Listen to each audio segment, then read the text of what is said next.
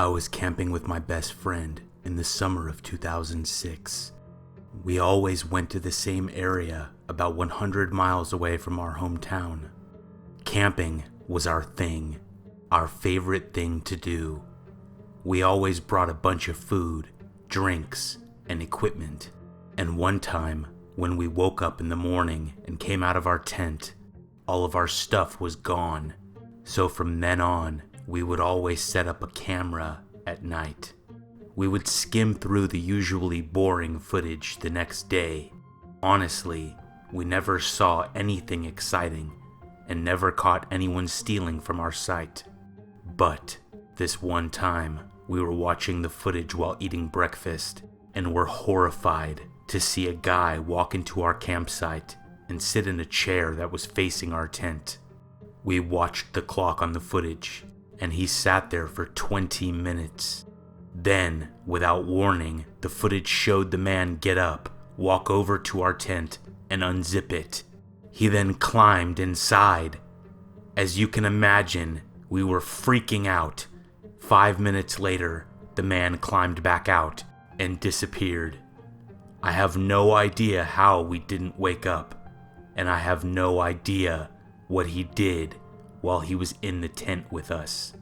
It literally makes me shiver every single time I think about it. I go camping alone. I know that's not a typical thing people do, but I find it peaceful. I go fishing, cook, and read.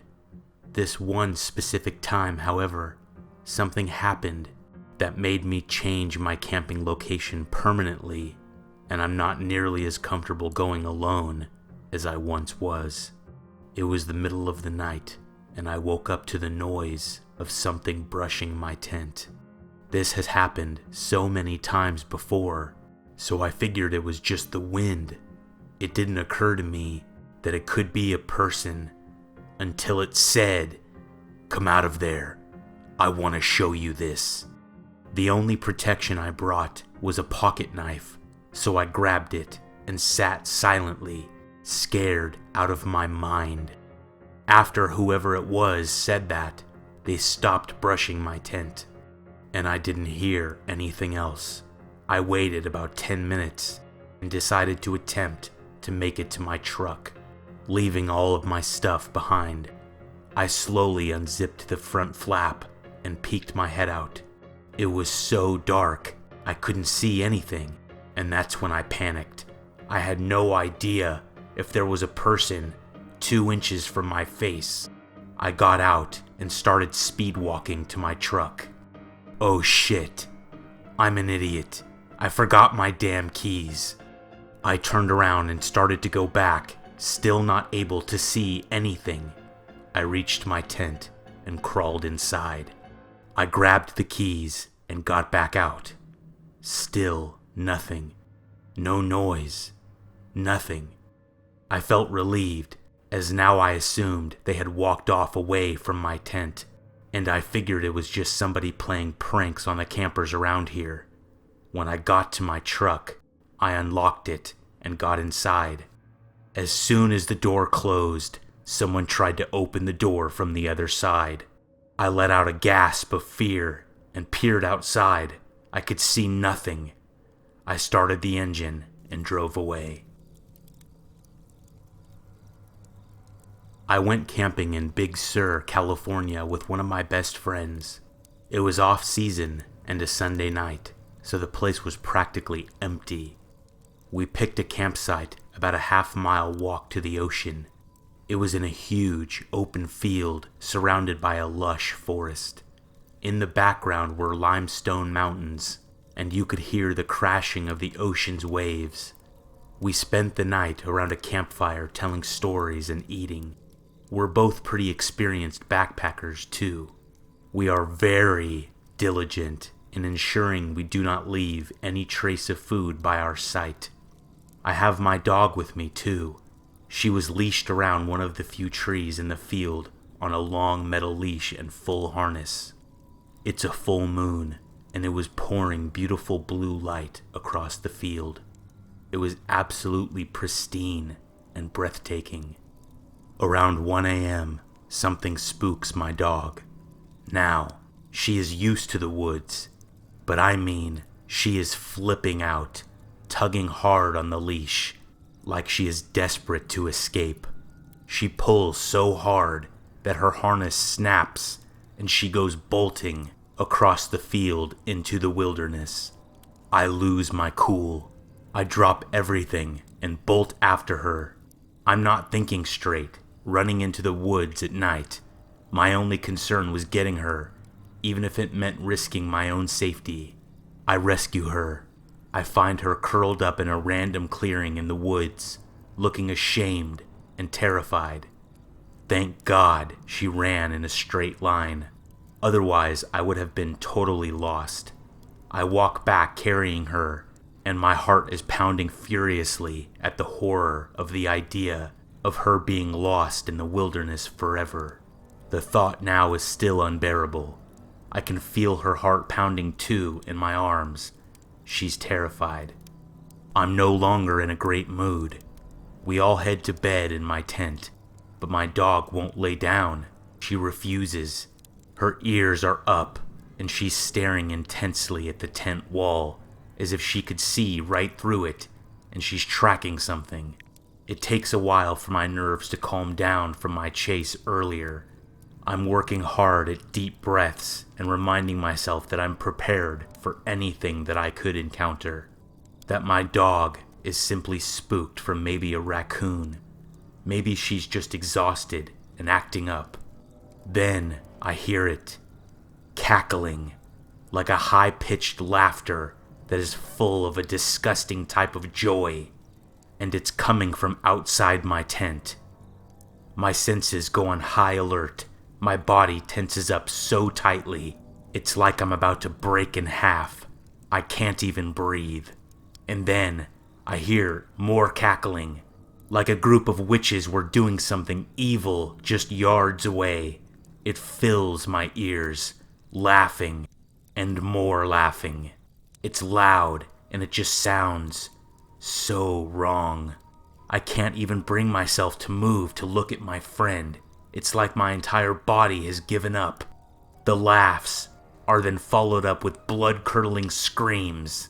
It honestly sounded like somebody was being murdered. It was full of panic and horror and sadness. Dear God, it could have been wolves or coyotes killing their prey, but it sounded so distinctly human. The laughter, the sobbing, the screams. Finally, my friend says something. What? What the hell? I even begin to laugh a little because the situation was so intense and wild. I had no idea how else to react. I can't handle this, I say, and suggest that we bolt for the car. It's a mile away, so we decide to stay. We just listened to the laughter and screaming until it faded away. When it was over, I didn't bother going to bed. Camping with two friends, the middle of the night. All three of us inside a square tent. Just chilling out, chatting, the lights are on. One side of the tent wall begins to cave inward, as if there's strong wind or something pushing on the side of the tent. Everyone freaks out, but I assume it's the wind. Chill out, guys. I proceed to jump up and punch the tent wall, but then I connect with something. A feeling of punching flesh is unmistakable. Now I freak out. What or who did I just punch through the tent wall? I eventually convince my friends it's the smartest idea to have a look outside the tent. But it's been 15 minutes, and by the time they agree, there's nothing out there. I was in my tent, and it was the middle of the night, perhaps 1 a.m., and I had woken up to go pee just like normal. I was about to unzip the tent when I heard a small scratching sound. I paused. It was a slow, deliberate, crunchy, digging sound. It was too rhythmic for an animal. So after making sure it wasn't my dad who was sharing the tent, I unzipped a corner of the door and peeked out. The moon was just bright enough for me to see a woman squatting right next to our little two-man tent, digging at the ground with her bare hands. My dad went and shined a flashlight on her and told her to go back to wherever she had made camp. The woman got up silently, leaving a 4-inch deep hole next to the tent, and started walking away. I went outside, went pee, and got back into my sleeping bag. A few minutes later, I was awoken again by a clattering sound of a person or an animal walking around where we had put our stuff. I looked outside again, and the woman was crouched low, walking around our stuff and looking at things the way a monkey would. My father stepped out of the tent, shined the flashlight on her again, and she faced him. He asked her to kindly leave our stuff alone, but she just stood there, dirty, but clearly not malnourished, staring at his light. He gave up and went back to the tent. Soon, we heard her digging again at her little hole, which was literally 6 inches and 2 pieces of thin nylon away from my head. I shouted for her to go away, and she ran away in an animalistic fashion and didn't return. I fell back asleep, and in the morning, our stuff was scattered, but nothing was missing.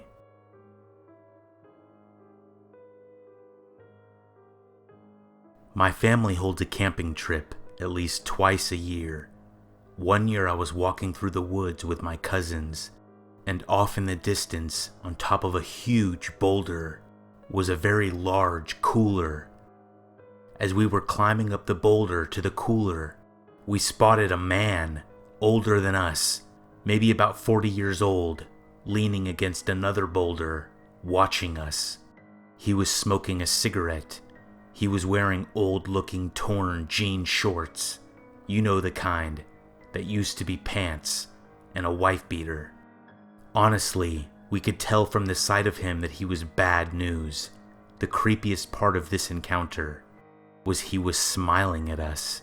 It felt like he was waiting for us to look inside the cooler, but when we saw him, we climbed back down. We turned around, going back the way we came. None of us said a word to him, and he just smoked his cigarette, smiled, and watched us leave. I really doubt there was sodas and beer in that cooler, if you know what I mean.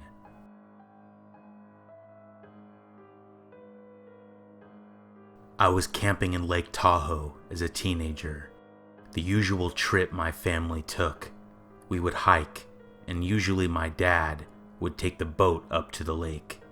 This one particular trip, we had heard from a park employee that a little boy had gone missing. Everyone was looking for him. Myself, my brother, and my dad all went to look as well. We looked for a few hours, but didn't find him or any trace of him. We left the next day, and we didn't find out if the boy was found or not. The very next year we went back to the same place, and on our first day camping, we went for a hike. On the trail, I walked out into the trees to go pee. That's when I saw a little blue shirt a few feet away hanging on a tree branch. It didn't click with me at first, but when it did, I returned to the trail and told my dad. He went out and looked, and when we got back to our camper, he drove off in his truck to go tell someone. When my dad returned, he said that he was told that the boy that went missing was wearing a blue polo shirt. This sent chills down my spine. The next day, we went on the same trail, and I went back to where I found the shirt. It was gone.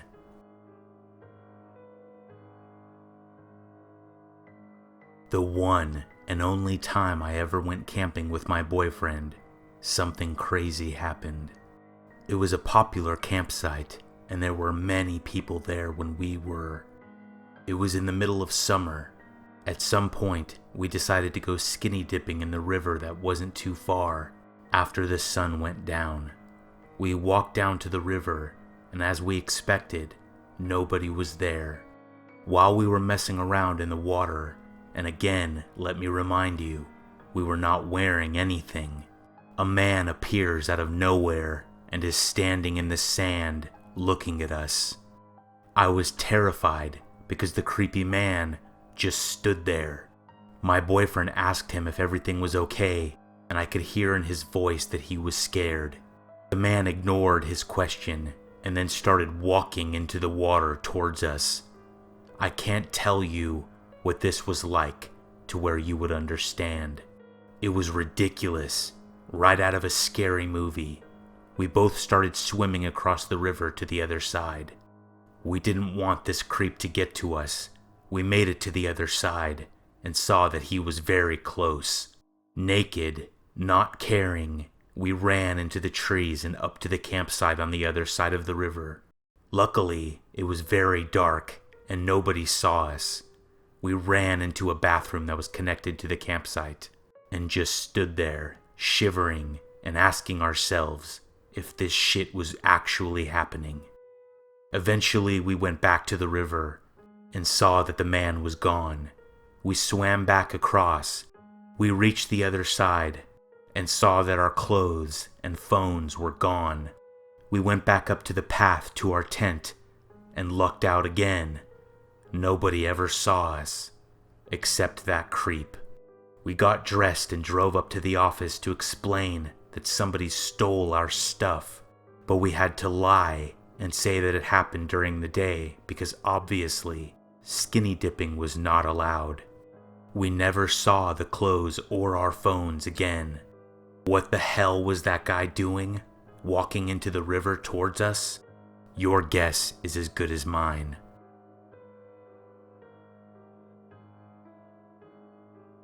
Camping in Yellowstone National Park with my wife. It started pouring rain unexpectedly one night, and we were forced to ditch our tent and sleep in the SUV. It was thundering very loudly, and all of a sudden we hear a knock on the driver's side window. I wasn't looking at the window when it happened, and when I looked up at it, I saw no one. My first thought was that it was someone who needed something or needed help. Hesitantly, I rolled the window down. The rain was coming down hard, and it was so dark, I couldn't see anything. I yelled outside, "Hello?" But nobody responded, and a few seconds later, someone walked by my window towards the front of the car and circled around the front to the passenger side. My wife flipped out and locked the door. We could both see whoever it was stop by her door, and then they tried opening it. I rolled my window back up and locked my side, and seconds later, the person vanished. It was horrifying. I was on summer break and went camping with my friend and his parents. We went to the lake during the day and did the s'mores thing at night. His parents shared a tent while my friend and I had our own. I can't remember where the campsite was, and I'm not really in contact with my friend anymore. But 15 years later, I'm assuming it wasn't the safest place to camp. Here's why. I woke up sometime in the early morning, like 3 or 4 a.m., and immediately saw a man's face looking in the tent at us. He had unzipped the door just enough to stick his head inside.